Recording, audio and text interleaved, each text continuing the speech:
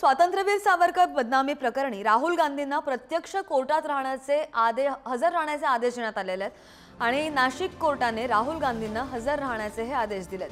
भारत जोडो यात्रेमध्ये राहुल गांधींनी तेव्हा सावरकरांसंदर्भात वक्तव्य केलं होतं आणि त्याचबाबत याचिका दाखल करण्यात आली होती। स्वातंत्र्यवीर सावरकर बदनामी प्रकरणी राहुल गांधींना प्रत्यक्ष कोर्टामध्ये हजर राहण्याचे आदेश देण्यात आले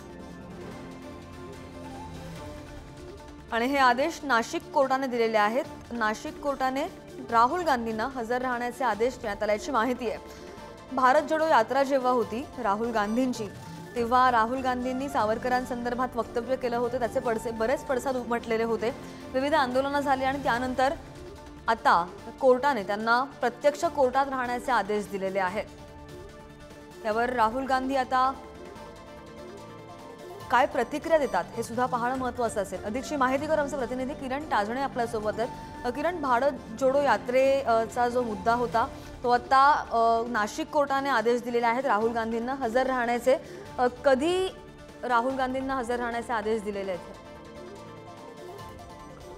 श्रद्धा, खरं तर ज्या वेळेला भारत जोडो यात्रा महाराष्ट्रामध्ये आलेली होती आणि त्या सगळ्या दरम्यान राहुल गांधी यांनी भारत जोडोच्या यात्रेच्या अगदी महाराष्ट्रामधल्या सुरुवातीच्या टप्प्यामध्येच सावरकरांच्या बद्दल काही वक्तव्य केली होती आणि त्या सगळ्या पार्श्वभूमीवर महाराष्ट्रातील राजकारणामध्ये देखील त्याचे पडसाद उमटलेले होते।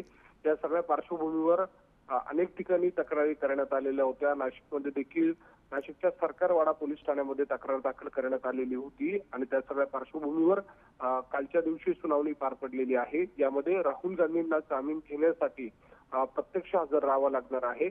यामध्ये जर प्रामुख्याने बघितलं तर आता जी होणारी सुनावणी आहे ती मे महिन्यामध्ये होणार आहे आणि राहुल गांधी यांना प्रत्यक्ष हजर राहण्याचे आदेश नाशिकच्या न्यायालयाने दिलेले आहेत। त्यामुळे राहुल गांधी या जामिनासाठीच्या सुनावणीच्या संदर्भामध्ये नाशिक कोर्टात हजर राहतात का हे बघावं लागणार आहे।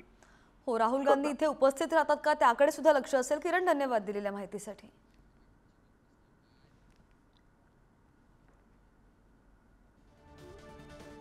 Thank you.